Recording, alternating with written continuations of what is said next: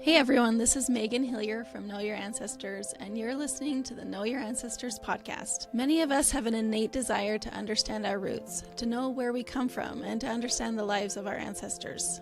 On the show, I sit down with content creators and entrepreneurs to share some of the stories that I've uncovered and compiled about their own ancestors. Watch and listen as we discuss the traumatic and life-changing events of their close ancestors that helped shape who these guests are today.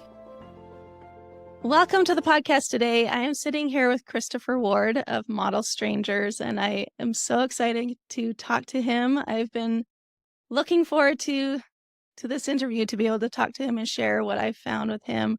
I met with him a few months ago and talked to him and his mother about some of his ancestors and things he was interested in learning about. But before we get started with sharing those things, Chris, can you just introduce yourself, let the listeners know who you are, your work, and kind of what you do?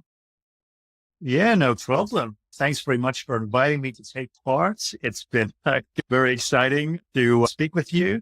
And this is something that I've never done before. So I'm interested to discover what you've discovered. But anyway, my name is Christopher Ward. I was born in Durban, South Africa, but my heritage and all my family is from Northern Ireland. And my parents and I back to Northern Ireland in 1995, which is where I've been living since. I am primarily a videographer. There was a little bit of photography as well. I've been doing that for the past maybe full-time 12 years, maybe more. So primarily a wedding videographer. Up until last year, I was feeling just a little bit uninspired, creatively unfulfilled. I wanted to try something new. And I just had the idea to do Model Strangers. It was a bunch of different ideas that sort of amalgamated into Model Strangers. Yeah, I just felt with so much excitement and inspiration. I wanted to see what would happen.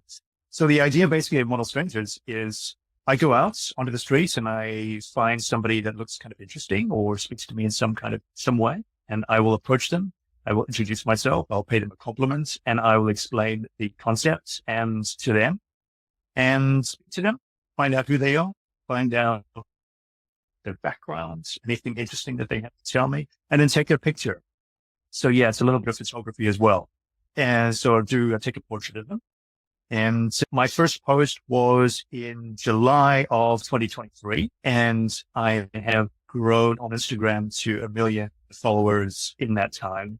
And I think that speaks to my work is kind of wholesome, and it's about connecting with people.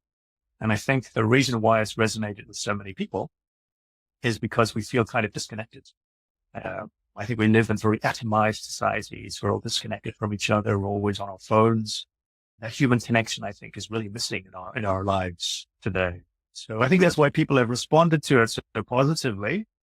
And I'm thrilled. And I'm also something that I didn't think about when I started this project is about how I would be changing lives. So I'll speak to somebody. I'll put them on my accounts. They'll go viral. They'll get millions of views, and that'll open up opportunities for them. Because for example, my biggest success story is a lady called Anne. She's probably 71 now. I met her last January, and she had 40 million views. She went completely viral, super viral. She designed modeling, and she just recently did an opera. Not speaking well, she wasn't, but just all these opportunities that have come her way. As a result, on Friday night, I was at her very first catwalk show, runway show. So it's just amazing. And she's so thrilled. She's so thrilled. This has all happened to her. This is all happened to her as a result of just a chance encounter with me in Belfast, Northern Ireland in January. So I feel like I'm in a privileged position where I'm changing lives. That's amazing. Yeah. I came across your account on Instagram and was inspired. Like you said, it's just wholesome. I think seeing that everybody has a story. We see people walk by and yes, we don't think anything of them, but when you stop and actually talk to someone, and hear their story, hear their struggles, hear their humanity. Like, it really does bring us together. So I think that's a really powerful thing that you're doing, and a cool side product that, it's giving opportunities to these people that you stopped on the street. Very cool. Yeah. Yeah. It's interesting what you say there about everybody has a story. We're all very similar in many ways. We all have the same fears and desires, but we all have different backstories and different histories. And I find that very, very interesting to find out. Yeah. So I'm glad you discovered. Well, I'm glad you responded to me. I'm sure you get lots of messages. So I was very happy that you replied and were willing to come on the podcast today. Well, Christopher, with that everyone has a story. Our ancestors all have stories, right? We all come from different backgrounds, different experiences, and those things shape who we are today, right? And I think that's a really powerful thing, that when we understand those stories of those people that came before us, those people that their experiences, their trauma, their trials, that those responses to those experiences, how they coped is affecting us today. So when we chatted before, I chatted with you and your mom, and you shared an interesting relation that you had discovered, that your mother had discovered. The Brontës.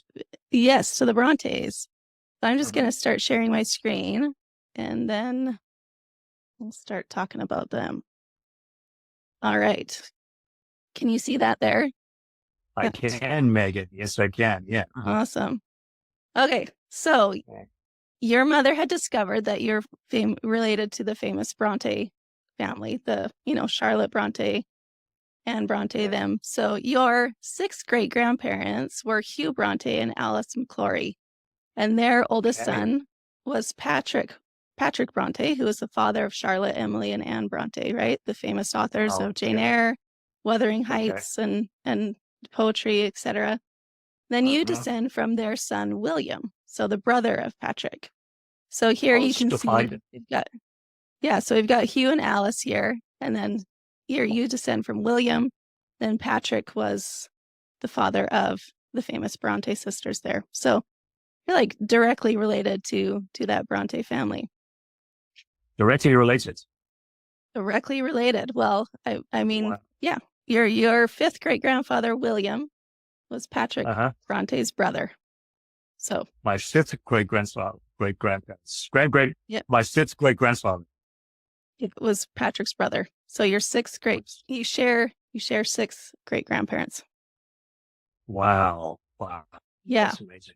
So you were curious, wondering, have I inherited some of that storytelling gene in that family?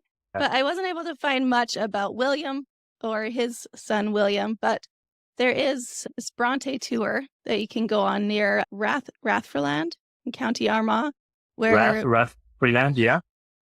Rathfriland. Okay, I know I'm going to mispronounce so many of these Irish names here. That's fine. Yeah, so I found this video on YouTube. Someone had filmed all these kind of boards that explain the history of the Brontës. So here's a bit of the story of his father, Hugh Brontë, which is actually your 6th great-grandfather, and his beginnings there. So it says Patrick's father, Hugh Brontë, it was actually Brontë, Brunty, was the original spelling, and then Patrick changed it to Brontë with the umlaut above the O. It's said in hopes that people would pronounce it correctly after he had moved to England, that they wouldn't pronounce it just Brontë. But that's the story, at least. I'm not sure. But so anyways, Hugh ran away from home at the age of 16. And then he obtained work at Mount Pleasant lime kilns near Dundalk in the County Louth. And he then became friends with a man named Paddy McClory, and eventually fell in love with Paddy's sister, Eleanor, known as Alice. So Alice's parents didn't really approve of this courtship. She was, supposed to marry some other man. And it said that on the day that Alice was due to marry her former fiance, Joe Burns, she is said to have eloped with Hugh Brontë, and then they were married in 1776.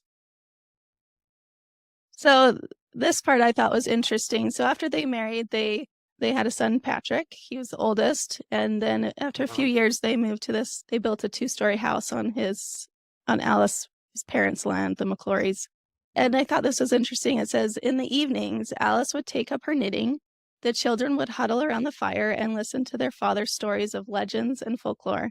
Hugh was known throughout the area as a good storyteller, a talent inherited by his granddaughters. Quite often, his friends would crowd into the cottage to hear tales of past heroes. So your 6th great-grandfather was a storyteller, and that's likely where his granddaughters inherited that storytelling from. So this is the home that Hugh and Alice built, this 2-story home here, where your 5th great-grandfather was raised, William, alongside his brother Patrick. They had 10 children, so they raised 10 children in this home near Lisnacreevy. Not sure if I'm saying that right. Lisnacreevy, okay, yeah. So that's their home is still standing there. So if you are curious about, any other stories of storytellers or artists in your family line, I wasn't able to find evidence of that. William, this is the death record of William Brontë. This is your 4th great-grandfather. So your 5th great-grandfather, William, married and had children. He had a son, William, who you descend from, the 4th great-grandfather. So this is the nephew of the famous Reverend Patrick Brontë. Here's his death record. Okay. So you can see that he died at the age of 81. He was a farmer. He died just of old age. That's what it says. But he died at Lacan in Drumballarony in the County Down. Okay. Yeah. Wow. So I was curious how the potato famine, that's what we hear about, the potato famine of Ireland. Yeah. How drastic that was there. So I was wondering if that affected your family at all. I didn't really see any evidence as I was researching that, but it looks like it didn't affect the north as much as it did the western parts of Ireland. Or the western parts of Ireland, I see. Yeah. So they lived up in here, and so maybe it didn't really affect them much. They were farmers, but not sure how that affected them in the mid 1800s there. But so I kind of followed the line down towards you, but I thought it would be interesting to learn some of these ancestors that are a little bit closer to you from the Brontës. So you can see here's Margaret Brontë. So she was the granddaughter of that William. So this is your 3rd great grandparents here. So these are your 3rd great grandparents, Daniel Callahan and Margaret Brontë. So they had at least 7 children. I found all their birth records and they're attached on an ancestry tree that I'll be sharing with you. But they likely had children before this, but these are the ones that we have records for. So you descend from their daughter, Margaret, who was born in 1865. This is that birth record that your mom came across that said her mother's name was Brontë. And she was like, wait, are we related to, the Brontës? And you are. So that's them there. So George and Margaret, my 2nd great-grandparents, you say? Yeah, these George, ones. George and Margaret. These are your second. Yeah. Okay. Yeah. So I'm not sure if you can see this very well, but this is the marriage record of Daniel Callahan and Margaret Brontë, or Brontë. They were married on the 3rd of December, 1857, at the registrar's office in the town of Newry in County Armagh. You can see that Margaret's father is William Brontë, a laborer. Are you sure if you can see that there, William Brontë? And Margaret's residence was in Onnacavan in the parish of Donamore. So her husband lived at Tullen Cross. Not sure if you can see that there, the townland of Tullen Cross in the parish of Ballymore. Okay. It just says that they were of full age. So that meant they were at least 21 years old when they were married. Right. And yeah, I just thought that was neat to see that there. So this just shows where they both were. So Margaret was living down here in this townland, and Daniel was living up here. Yeah. Wow. Okay. Yeah, near Pontius Bass. Yeah. Seemed like this family stayed around here for a while. So you'll see that as we're looking at this. So these townlands that they lived in were, like, for those that are listening, townlands are like less than a mile square. So So knowing, that townland that they lived in might be able to, with further research, you might be able to find out exactly what land they were living on. They're very small towns. Yeah. Yeah. Yeah. Well, So for those that aren't familiar with this area, this is in Northern Ireland, just a bit south of Belfast is where they were living. Okay. So here is the birth record of your second great-grandmother, Margaret Jane Callahan. She was born at Corcrum near Pontefract in County Armagh, and she is the oldest child I was able to find a birth record for because her parents married in 1857. They likely had older children, but birth registration started in 1864. So this was the first birth registration for their children I was able to find. Yeah. You can see her father, Daniel Callahan, and Margaret Callahan, formerly Brontë. So this would have been that record that your mom saw that kind of started that discovery of the Brontë relation. So you can see Daniel was a laborer, is what is written there. Yeah, so Margaret's my second great-grandmother. Yep. Yeah. Okay. Yeah, this Margaret. Yeah. So then Margaret Brontë and Daniel Callahan, they had twin girls in 1879. So these were their youngest children that were born, but you can see it even recorded the time of birth. So the first twin was born at 9:00 a.m. And then the second was at 9:20 a.m. So named Selina and Anna Maria. And they were still living in Cork in the labor. So they had twins, Selina and Selina and Anna Maria. Yes. I thought that was quite interesting. Yeah. So Margaret would have been a bit older. She was born in, I think 1833, about there. So she would have been like in her 40s probably when these twins were born. Selina, I don't think is too common a name here. It's it's not. Name, yeah. No. So here's the census, the 1901 census, and you can see that the family here, Daniel, Margaret, and then 4 of their children, William, Daniel, Selina, and Annie. So your second great-grandmother, Margaret, would have been older, and she would have been moved out by now. I thought it was interesting. Their ages are quite off. So it says they were only 52 and 50, but your grandmother would have been, she was born in 1865, so she would have been, 35 by now? So there's no way they were that young. But it is common for census ages to be recorded incorrectly, so I'm confident this is actually the right family. And you said there's somebody missing there. You said there's something. Yeah, so so here's the twin girls at the bottom here, Selina and Annie, Daniel and William, and then there were older children. So this oldest here is 31 by this time. So your great-grandmother, your second great-grandmother would have been married by this time. So she was not living in that household. Yeah. Okay. So they were now living in the townland of Tolenia Cross. Not sure if I'm saying that right. And this was nearby where their children were born. So they likely moved sometime after their twins were born from Corcrum to Tolenia Cross, which is just a neighboring townland there. All right. So interesting, in the 1901 and 1911 censuses, talks about the house that they were living in. So here, it's kind of hard to read here, but this is the line that was your third great-grandparents. So they were living in a house that was built, and it was a private dwelling. And then the 2 stands for the number of outhouses, like outer buildings or other buildings. And then if the house is inhabited, yes. Then all of these describe what the actual house was like. So the walls, you got a 1 if it was built of stone or brick or concrete. And you got a 1 here for the type of roof. If it had slate or iron or tiles, then you got a 1. The 0 was for a thatch roof or a wooden roof. And then the 3 is for the number of rooms. So they had 5 or 6 rooms in their house. And then they had 3 windows on the front. So they got a grading of a second class house. So I thought that was really interesting to see the description of their house there. Yeah, the grading of it. Yeah, it's interesting. Yeah.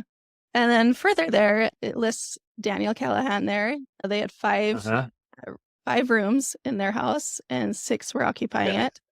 And then it gives the name of the landowner. So in Ireland, a lot of the people kind of rented land, like they lived on the landholders was the one that actually owned the land. So it gives the name of the landholder, J.J. Little of Brannock. Okay.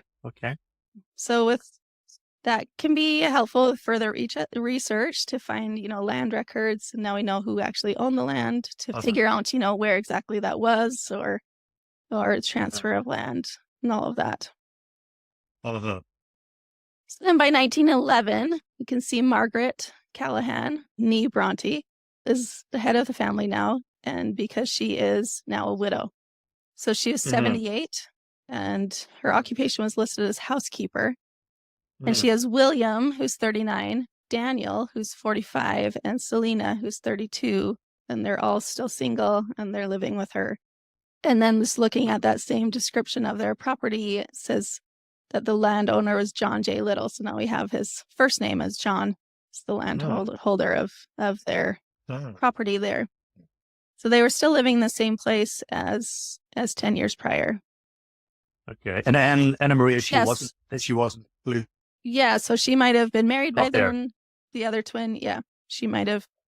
Yeah, we'd have to do some further research to find out where she was. Yeah. Right. All right. So here's just those 2 different townlands. So here's Corcoran, where they were living when they had all their children. And then Tulane Cross up here, right by Pontus Pass. It's where they were living during those 2 censuses in 1901 and 1911. Yeah. Okay. Wow. Yeah. So moving along here, we've got, Daniel had passed some time between those 2 censuses. So I was able to find his death record. So this is your 3rd great-grandfather, Daniel Callahan. He died in 1904, and he was 83 years old, and laborer is what his occupation was. And he died of senile decay and gastritis, is what it lists there. Wow. Yeah, and then his wife was there at the time of his death. Oh, senile decay and gastritis. Yeah, for 2 months, I guess he had gastritis. So, yeah, 83. That seems pretty old for. That's for Yeah. Yeah. There's good longevity here, it seems, with some of the. Yes. Yeah. No. That William, your 4th great-grandfather. Yeah, he lived till he was 81 too. So, got some good genes there. Bodes well. So here, your 2nd great-grandmother, Margaret Callahan. Yeah. She was married in 1900, on May 3rd, 1900, to George Doherty. And George Doherty. She was 31 and was spinster, so she was single. And she was a servant at the time that they got married. George was a laborer. And then the residence at time of their marriage, George was living at Cullycapel in Agadowie. And then Agadowie. I was like trying to make out what this one said. I'm like, that looks like lizard. I'm like, is that right? And sure enough, it was. So she was a servant at, let me just get this next, at the Lizard Manor in Agadowie. Lizard Manor.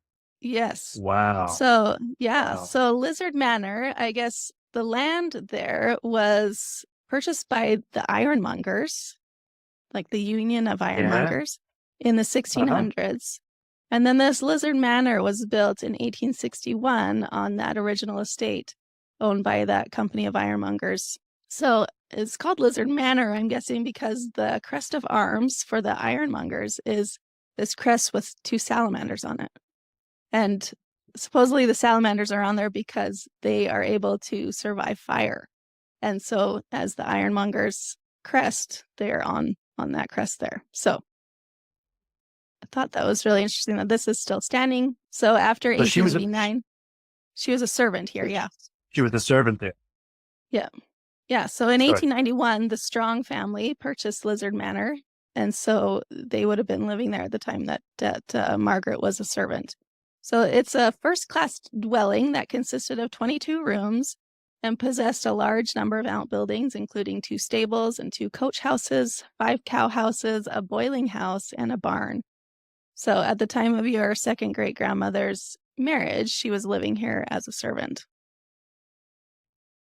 Yes. What was the house being? What was was it just a home, Lizard Manor? Or was it just being Yeah, so it a home? seems like it. I did look into who owned it. It was a strong family who purchased it. I Sure. think one of them, I think it was a Sir someone strong. I would have to look at. Okay. But yeah, you can look up more about that and find out more Oh, about the family that was living there and what they did. Yeah, just thought that was pretty neat. it'll So be so great here's, to like visit some of these places. yes, I know, because you're probably relatively close Ah, to all these places, right? absolutely. Absolutely. Yeah, yeah, I've never been to Lizard Manor before. yeah. You'll have to go for sure. Lizard Manor sounds exciting. All right. So then the following year, after they were married, they were living here in the 1901 census. So you can see George and Margaret. And then they had a son, George, who was 10 days old by 1901. And also you can see Esther Doherty living here, who was 80. So this was George's mother was living with them. So this would have been your third great grandmother, who was Esther. Esther. Yep. So George's mother. Then you can see that George was a butler of linen goods, was his occupation. It's Ah, listed there. oh, Yeah. So here is the birth record of your great grandfather. So William John Doherty. He was born at Ballygolly, which was, let's go back here. That was in Londonderry. Yeah. So he was born in 1903 in January 21st in 1903. You can see his parents, George Doherty and Margaret Doherty. And then George was a laborer, is the occupation that was listed there, even though he was a butler earlier. But so that's your great grandfather's birth record. my great grandfather, William John. Yeah, William John Doherty. Yeah. William John. Okay. So then in 1911, here's the family again. So you can see George, and he is now listed as butler. And Margaret was 48. Their ages are a little bit off. So when you calculate when they were born, it doesn't quite match up, but it seems like people didn't keep track of their ages, the same that we do now. But they were married for 10 years. They had been married. That's what this 10 over here means. And Margaret had 3 children, and 3 were still living. So these are their 3 children, George, William John, your great-grandfather, and then Margaret is the youngest, is 6 years old here. So your great-grandfather was 8. So then with this description of their house, you can see that their home had solid walls, brick or stone. Their roof was either wooden or a thatch roof. It had 2 rooms and 2 front windows and was considered third class. And there's his name there, George. It's interesting, like the classes. Yeah. I wonder how they came. That's it's interesting that they did that to describe the homes, but it does give insight into how wealthy they would have been. They might have been a little bit less wealthy with a simpler home, but probably. Yeah. So this is where they were living in 1911, in Ballygolly, just southwest of Ballymoney and right south of Coleraine. Wow. So there's Coleraine. I mean, that's where I live, but it says Law Union, Coleraine. So there you go. Yeah, so they had all these different divisions in Ireland. So there's the county, and then the Poor Law Union, and then the district division, the barony, the parish, and the townland. So there's all these different divisions there. But all right. That's George Doherty. So maybe I'll pause there for a minute because we're going to start talking about some of your other family. So as you've been hearing about this Brontë line, being related to Hugh and Alice Brontë, your 6 great grandparents, and talking, about a bit about your closer relatives, your 3rd great grandparents, Margaret and Daniel, and then 2nd great grandparents, George and Margaret Doherty. How are you feeling as you're learning a bit more about them, where they lived, kind of what their life might have been like as laborers in Northern Ireland? Yeah, I mean, it's just fascinating. I mean, there's the common theme there of labor. There's a lot of laborers in the family, and so they must have just had, so you can just imagine the hard life that some of them would have had. But also what's interesting is there, as we talked about, the longevity there. So even though they had probably, presumably kind of a hard life, they still sort of lived to into their 80s. I also wanted to mention the house that you showed a picture of in Lisnacreevy. See it like still standing, and it looks in good shape. And I really would love to just go out there sometime and have a look at the house, and also to have a look at Lizard Manor, because I've never, and it's totally quite close to me, Lizard Manor. So I really want to get out there and have a look at it. And yeah. So. Oh, cool. Yeah. Well, I think it's neat to see here where I live in Western Canada. It's like all of the buildings are relatively new because we just started civilization here in the late 1800s. So it's really neat to see that, that first house in Lisnacreevy, like that was your sixth great grandparents that lived there, which is pretty incredible. All right. So we've been talking mostly about just about that one little sliver of your family tree, just from the Dohertys up to the Brontes, right? And we just ended up talking about George and Margaret Doherty here, your second great grandparents on your maternal line. And then Margaret, descending from Hugh Brontë, your sixth great grandfather. But now we're going to spend a bit of time on your father's line. I had a genealogist named Miles Lynch who helped research a bit of the Ward line here. I'm going to share what he was able to uncover about them. Okay. All right. So your great grandfather, James Ward, was living with Richard and Eliza Hunt in the 1901 census. So he was listed as their adopted son. Okay. He was 16 years old and listed as a laborer. And then, so I was curious, adopted son, like what happened there? So I looked up, tried to find a birth record for this James Ward. He was living in Limavady. Is that how you say that? Limavady. Limavady? Yeah. Okay. So here's the only birth record I found for James Ward about that same age, born to a Mary Ward, who was a domestic servant, and he was born in the workhouse in Limavady. So I'm not sure if this is him, because we would need a little more information and more research to be done, but I think it's possible, that he could have been born to this Mary Ward and then put out and raised by another family.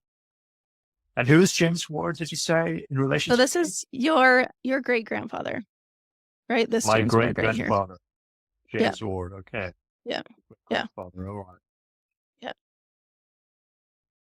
So here he is again in the 1911 census. He's still living with Richard and Lizzie Hunt.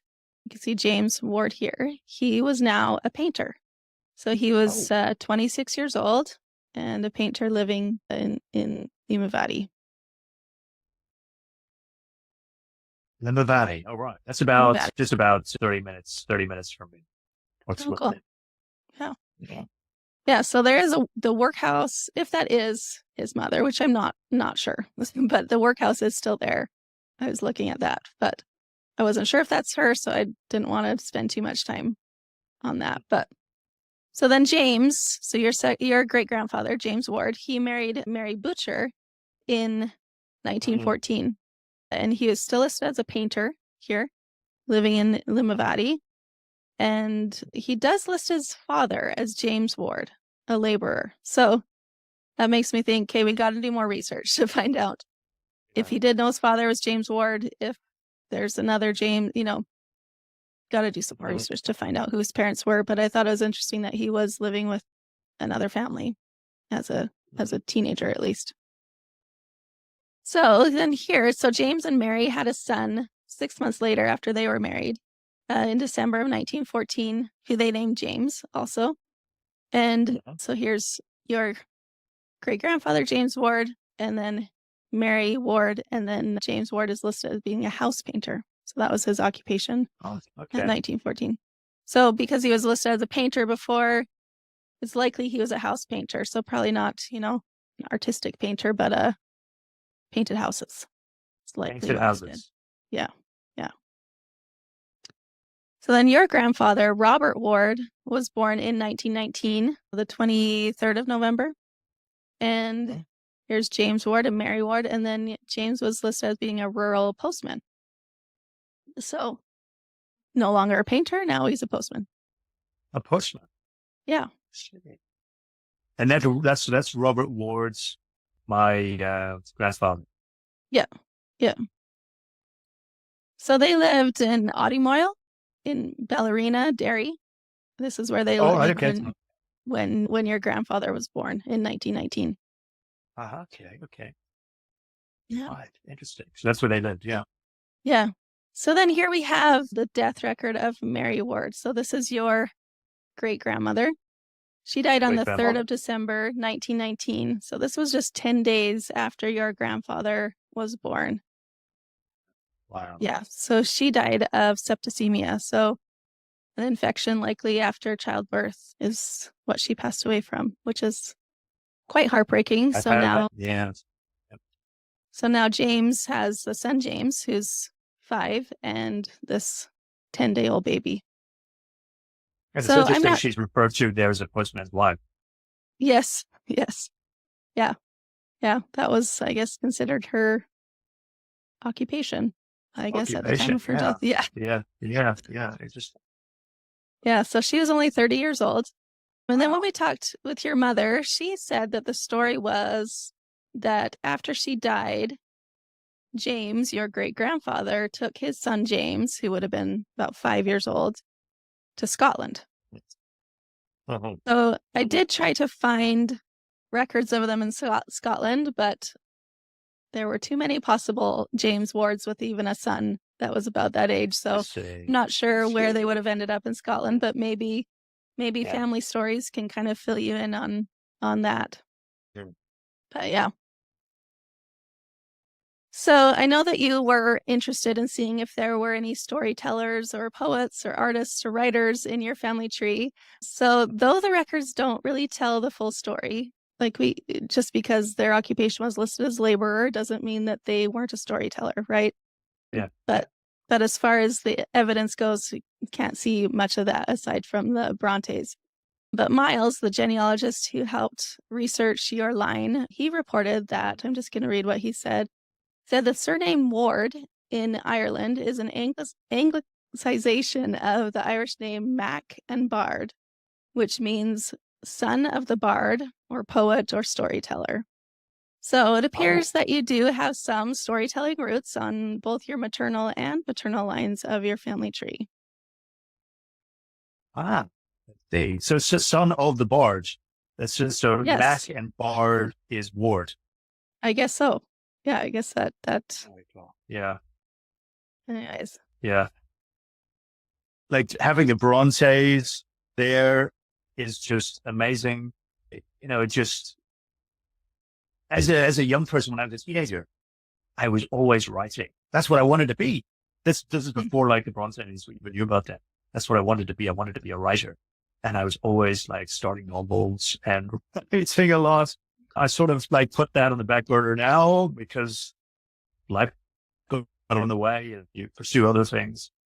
But it's interesting, I'm a firm believer in just something being in your DNA, something just being in your DNA, those creative genes or whatever it is. I know there's the argument between the nature versus nurture, but I think a lot of the time it's just nature, No, I agree. And I think you have the opportunity now to pursue some of those things, whereas some of these ancestors, they were just fighting to survive, right? They had to work, they had to provide in probably not the greatest of circumstances. So yeah. Who knows what they would have done if they had the ability to follow those genetic predisposition there. So I think a lot of people back then, just life is just about survival. It's just about surviving. Which makes it interesting to know that happy that the Brontes were able to, explore that talent that they had. The world is richer because of it. For Megan, this has been just so fascinating. It's just been so amazing. And I'm so, it's just blown away by all the work you've done. It's just so interesting, so fascinating. It's amazing. You're so good at what you do. Well, thank you. Miles as well. Thanks to Miles. Yes. Yeah. And I can't wait for my mom to see this. Yes. Yeah, no, it's been a lot of fun to uncover these stories. I wish I want to spend even more time to answer some of these questions that we now have, with your ward line, and finding some of these answers. But it's been a lot of fun to share this with you, Christopher, and I hope that it helps you have a greater sense of your roots and understanding of who you are. How do you feel about that now that you have a bit more full understanding of your roots? It just puts things into perspective. It puts things into context. I was at a retreat just last week, photography retreats that I was speaking at, but there was another speaker before me, and he said something very, very interesting. He posed a question to us. He said, can you name your great grandparents? Oh, and of course, a lot of us would be struggling with that. And so that's not too far back in our history. And yeah, a lot of us would be struggling with that. And I think it really is important to connect with the past and to discover who we are, where we came from. And all of these people, they're a part of us. They're a part of us. And I think it's important not to forget that, not to forget them. Yeah. Yeah. Well, thank you so much, Christopher, for being on the podcast. What's the best way for people to connect with you? I'm guessing on Instagram. Yeah. Model Strangers. So you can find me on Instagram, Facebook, YouTube, the whole lot of them. But Instagram mostly. So if anybody wants to send me a message, I'll reply. Yeah. And do you do videography still? A little bit, mostly with weddings. So yeah, a little bit. It's because before I got into Model Strangers, I would have been doing a lot of drone stuff, drone videography and videography in general. And I would have been going to a lot of historical places here. A lot of old places, a lot of old houses, castles and things. Never even knew about Lizard Manor before, but I would have been like documenting all this. There you go. So yeah. Can do that now, right? Yes, I can. Yeah. Oh, cool. All right. Yeah. Well, thank you so much, Christopher, for being on the podcast. Definitely go give him a follow at Model Strangers. It's just really cool to see how he captures people's stories and gives a bit more understanding of how human we all are and how connected we all are. So thank you so much, Christopher, for being here. Thank you so much. My pleasure. Thank you so much.